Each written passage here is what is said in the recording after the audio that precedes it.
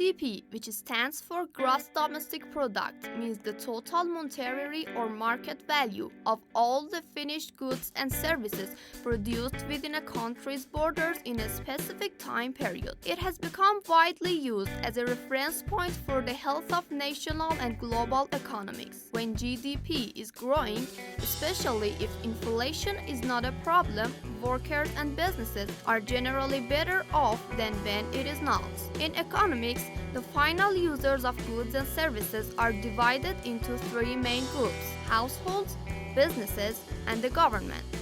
One way GDP is calculated is by adding expenditures made by three groups of users. Accordingly, GDP is defined by this formula: consumer spending plus investment plus government spending plus net exports.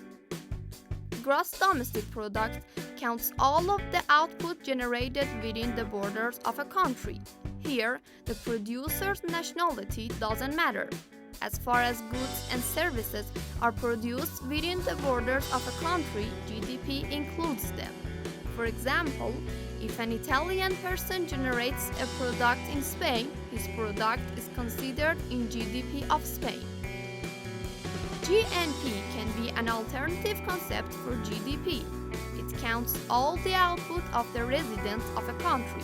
It means any output produced by foreign residents within the country's borders must be excluded in calculations of GNP, while any output produced by the country's residents outside of its borders must be counted.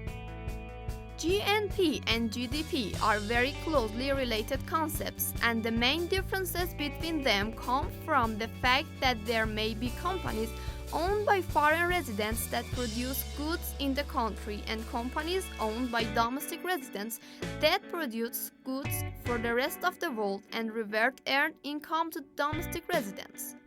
For example, if a German-owned company has a factory in the United States, the output of this factory would be included in US GDP but in German GNP.